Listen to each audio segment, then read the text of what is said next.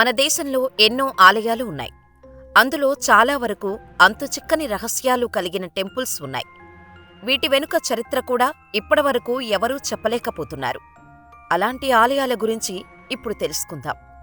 మెహందీపూర్ బాలాజీ ఆలయం. ఇందులో పురుషులు, స్త్రీల అరుపులు వినిపిస్తుంటాయి.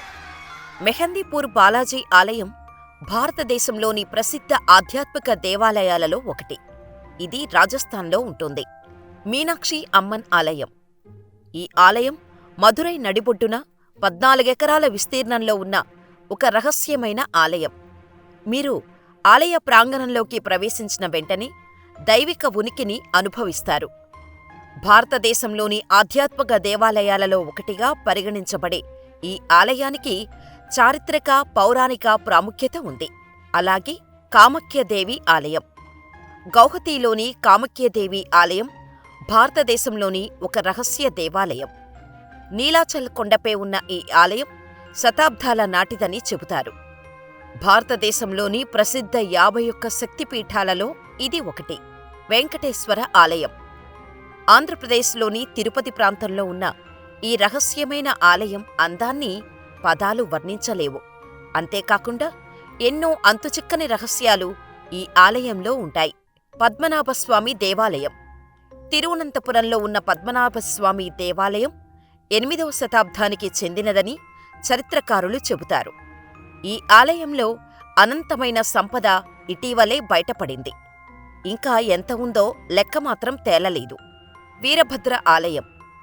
ఈ ఆలయం 70 స్తంభాలు కలిగిన ప్రసిద్ధ ఆలయం. ఇది ఆంధ్రప్రదేశ్లోని లేపాక్షి జిల్లాలో ఉంది. దీని చరిత్ర 16వ శతాబ్దం నాటిది. లింగరాజ ఆలయం. ఇది భువనేశ్వర్లోని అతిపెద్ద ఆలయం.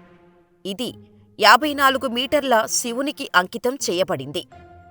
భారతదేశంలోని ఈ మర్మమైన ఆలయం 1090 నుండి 1104 CE నాటిది. జైపూర్ రాజా జజాతి కేసరి తన రాజవంశాన్ని భువనేశ్వర్ నగరానికి తరలించినప్పుడు నిర్మించబడిందని నమ్ముతారు. అనంత పద్మనాభస్వామి సరస్సు ఆలయం. సరస్సు మధ్యలో ఉన్న అనంత పద్మనాభస్వామి ఆలయం నిజానికి భారతదేశంలోని ఒక రహస్య దేవాలయం. ఆలయ రహస్యం ఏంటంటే, ప్రపంచంలోని అత్యంత క్రూరమైన మాంసాహార మొసలి ఇక్కడ శాకాహారిలా మారిపోతుంది. అన్నం, బెల్లం సహా ఆలయ ప్రసాదాలను మాత్రమే తింటుంది. కైలాస దేవాలయం. ఈ దేవాలయం 16వ శతాబ్దపు ఎల్లోరా గుహలలో అతిపెద్ద రాతితో చెక్కబడింది. కైలాస ఆలయ నిర్మాణం ఏకశిలగా ఉంటుంది. అంటే ఈ గుహ దేవాలయం ఒకే రాతిపై నిర్మించబడింది. ఇది ఒక రహస్యమైన ఆలయమని చాలామంది నమ్ముతారు.